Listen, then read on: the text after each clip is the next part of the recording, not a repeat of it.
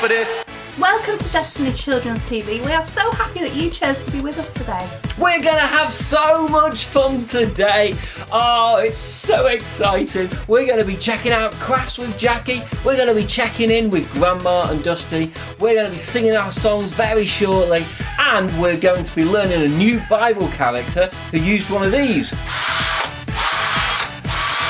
Yes, a drill! Well, he probably didn't use a drill. I don't think he did. He probably didn't, but he was a builder. As we look at a really important subject today, that's all about fellowship. You shall be the fellowship of the ring. Not that kind of fellowship. But first we're going to worship Jesus. So get up on your feet, find a space. We're going to use our whole bodies today, aren't we, to worship Jesus. So let's really go for it.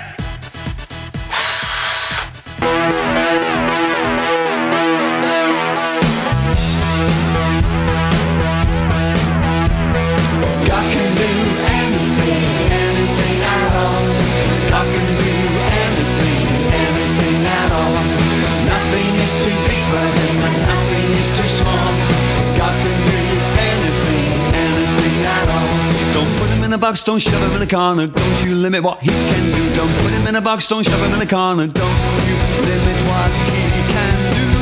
God can do anything, anything at all. God can do anything, anything at all. Nothing is too big for him and nothing is too small. God can do anything, anything at all. Don't put him in a box, don't shove him in a corner. Don't you limit what he can do. Don't put him in a box, don't shove him in a corner. Don't you limit what he can do. God can do anything, anything at all. God can do anything, anything at all. Nothing is too big for him and nothing is too small. God can do anything, anything at all. Don't put him in a box, don't shove him in a corner. Don't you limit what he can do. Don't put him in a box, don't shove him in a corner. Don't you limit what he can do. God can do anything, anything at all. God can do anything, anything at all. Nothing is too big for him and nothing is too small. God can do anything, anything at all. Don't put him in a box, don't shove him in a corner. Don't you limit what he can do. Don't put him in a box, don't shove him in a corner. Don't you limit what he can do. Yeah.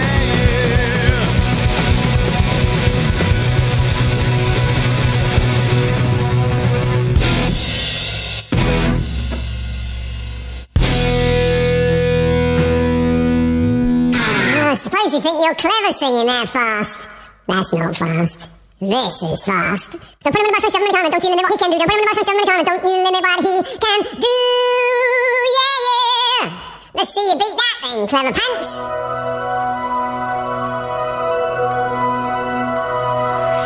Who am I that the highest king would welcome me? I was lost, but he brought me in. Oh, his love for me. Oh, his love for me. Who the sun sets free, oh, is free indeed. I'm a child of God, yes I am. Free at last he has ransomed me, his grace runs deep. While I was a slave to sin, Jesus died for me. Yes, he died for me.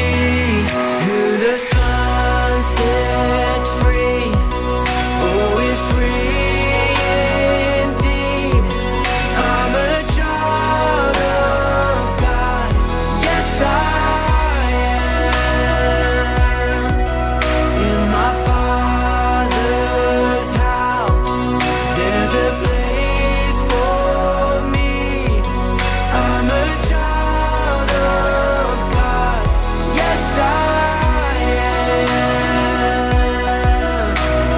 I am chosen, not forsaken.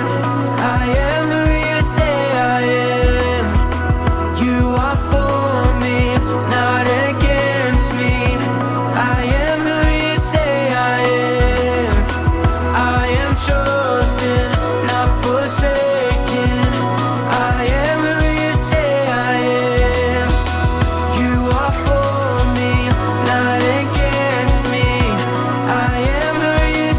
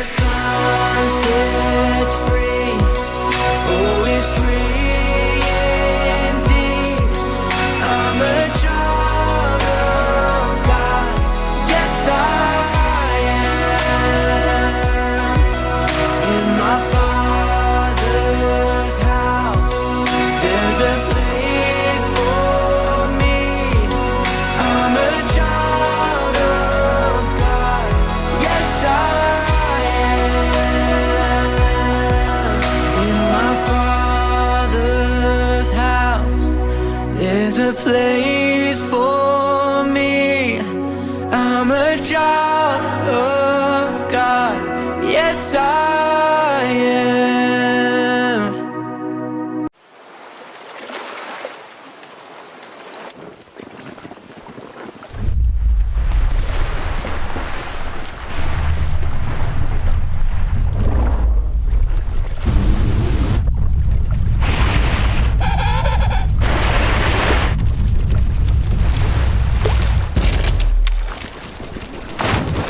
We are in the middle of looking at Acts 2 verse 42, which says that the believers devoted themselves to the apostles' teaching, to fellowship, to communion, which is the breaking of bread, and to prayer. And so today we're going to look at fellowship. What does it mean? And why is it so important that the believers devoted themselves? That means they gave themselves fully to it. You might think that fellowship just means friendship, but actually it's so much more than that.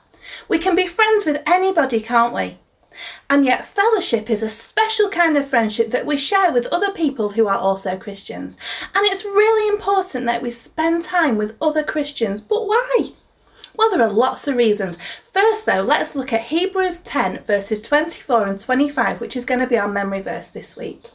And it says this: "Let us think about each other and help each other to show love and to do good deeds. You should not stay away from the church meetings as some are doing, but you should meet together and encourage each other." So there we have 4 different brilliant reasons that it's great for us to have fellowship. That's a special friendship with other Christians.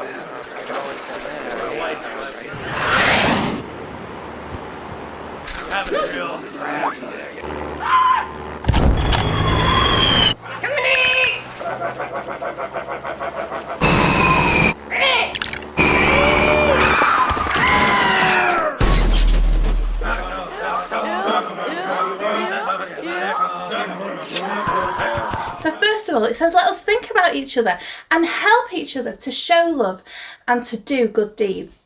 When we spend time with other Christians, it helps us to understand more about the Bible and more about how Jesus wants us to live. Jesus wants us to show love to other people. He wants us to show his love to other people so that they can be friends with him too. He wants us to do good deeds. We've looked at that before, haven't we? How important it is for us to be kind and for us to be helpful to other people. The Bible says you should not stay away from church meetings. Now, I know it's been a funny season, hasn't it? And we haven't been able to gather in our church building, but we are still able to be together like this at the moment. And that is really important. Why should we not stay away from church meetings? Why is it important to be together? Well, it's great to worship, isn't it? And to encourage ourselves and to praise Jesus as we do that. And it's great to hear great teaching and to learn more about how God wants us to live. But it's also really important that we spend time together. So even if it's just putting a high five in the comments, or even if it's just watching this together at the moment, as we can do, it's really important that we keep meeting together. And soon, you know, we will be able to be face to face again, and that will be a wonderful day. That verse also says you should meet together and encourage each other. And this is a really important thing. Christians together can encourage each other. Sometimes life is really tough and you can share what you're going through with your friends, but there's something special about talking to another Christian about it, because you know they can encourage you. They can remind you about what the Bible says. They can pray with you. Normal friends at school aren't going to pray with you, are they? But your Christian friends at church can pray for you and let you know that you're not alone. They can remind you God is with you, and so are all of we, your church family. We are supporting you, we are for you, we are encouraging you, and that is why fellowship is so important.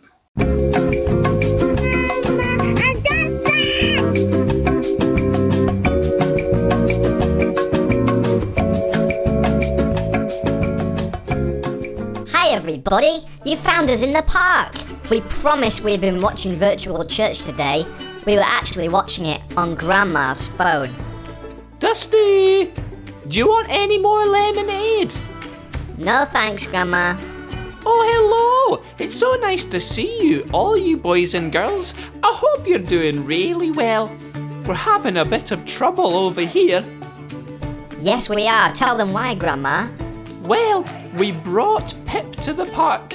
He's a sausage dog, but you see, all the ducks, keep trying to bite him. I guess it's our own fault for buying a purebred dog. Ha! That's right. Oh, and Grandma's lost her hearing aid while playing frisbee too. The frisbee flew away because it's windy. No, Dusty. I think it's Thursday today. Oh, yes please, Grandma. I could just do with another drink. I think they're both losing their hearing. Grandad almost got us thrown out of this park because he was arranging the squirrels by height. Apparently, they don't like criticising. But it hasn't been all bad. It has been nice to be with each other and have a good time. Oh yes, and you know we can't wait to get back to church. It's going to be wonderful. It is, Grandma. In fact, you know, that's kind of what they're talking about today on Destiny Children's TV. Oh really? Yep. We are looking at how we are all a big family and a community. Here's a good verse, everybody. Can you help us finish it, boys and girls? It says this: "And let us consider how we may spur one another on toward something and good deeds." What is that something? Is it peace? Or is it hope? Or maybe it's love? What do you think, everybody? Yes! You've got it! It's love. Thank you, everybody. Well then, shall we go home now, Dusty? We've been here for a while. I need to put my feet up. Okay, Grandma, let's go home. Yay, we're back! That was a great trip. Thanks, Grandma. You're very welcome. But I can't help feeling that I've forgotten something though. Hello? Oh, why does this always happen to me? I'm sure you'll think of it. Hey, Grandma, do you want to hear some good jokes before we go? Oh, okay, go on then. Why did the teddy bear say no to dessert? Because he was stuffed. Hey! Why did the student eat his homework? Because the teacher told him it was a piece of cake. Hey! What is brown, hairy, and wears sunglasses? I don't know. A coconut on vacation. Oh dear. Just one more. How do you stop an astronaut's baby from crying? I don't know. Go on. You rock it! Ha! Okay, I think that's enough jokes for a lifetime. Anyway, we need to go now. Oh, why? Because Elder Graham needs some help at his house. Why? What's the matter? Oh, he said it's something to do with his haircut. What happened? Well, the hairdresser cut his hair, and she said it looked fantastic. It even made him look 10 years younger. And so he said, 10 years younger? I don't want to look 81. Haha!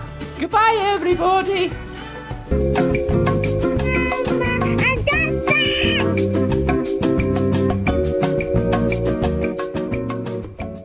This is the story of Nehemiah and the Jerusalem wall.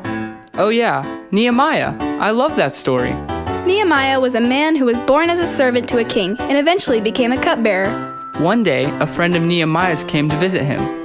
He told Nehemiah of how the wall in Jerusalem that kept all the people safe had been torn down and destroyed. Nehemiah was very sad when he heard that. He wept and prayed for days for the people of Jerusalem. Nehemiah knew that the wall needed to be rebuilt, but he knew he couldn't leave the palace without the king's permission. God had given Nehemiah much favor with the king. When Nehemiah told the king of what had happened to the wall, the king not only allowed him safe passage through his kingdom, but also funded the trip and the rebuilding of the wall. I wonder if Nehemiah was afraid to leave the land he had known for so long. I'm sure he was afraid, but he chose to trust God and step out on faith, instead of giving in to his fear. When Nehemiah arrived in Jerusalem, he gathered a team of people to begin rebuilding the wall. While they built the wall, Nehemiah and his men were made fun of. They were trying to keep them from rebuilding the wall. I wouldn't want people making fun of me. But that didn't stop Nehemiah. He cared more about what God thought of him than what those around him did. Wow, that's so cool. I want to be like Nehemiah. The people worked from sunup to sundown, continuing until the wall was complete. Nehemiah became a leader for the Israelite people, and God took care of him and the people for Nehemiah's choice to obey him. God takes care of those who follow his commands. And when you take the initiative to do good, then your light shines even brighter. See a need, fill a need, just like Nehemiah. What a great story there from Nehemiah about how he was able to do what God was asking him to do by getting a team of people around him and working really hard. You know, that's just like you and me. God's got plans for us to do, but we can't do them alone. We need each other. You need your friends at church. I know it can be really easy to come up with loads of other reasons why you don't need to go to church, but you need to make church a priority because we need each other if we're going to do what God is asking us to do. It's a little bit like this. This, if I hold this up to the camera, is grains of rice, you see? Grains of rice. And together, those grains of rice can do something amazing. Okay, I'm going to show you an illustration. So it's really important that you don't try this at home. I've got a really sharp knife and I've buried it inside those grains of rice. And together, that individual grain of rice working with all of its friends is going to keep this knife in place. Don't believe me? Check this out. Isn't that awesome? Let me do it again. That is utterly amazing. That is the power of teamwork and people working together. Let's remind ourselves of that memory verse today. Hebrews 10:24-25 says, let us think about each other and help each other to show love and do good things. You should not stay away from the church meetings as some are doing, but you should meet together and encourage each other. We've got a great job to do for God. God's got great plans for your life, but we need each other if we're going to achieve those plans. Okay, come on everyone, we're behind schedule. You know what's gotta be done. Move it, move it, move it. Hey, you there, pick up the pace. You're falling behind. Come on, let's go. Everyone, pull together. We've got us a rescue on our hands. You there. Here we go.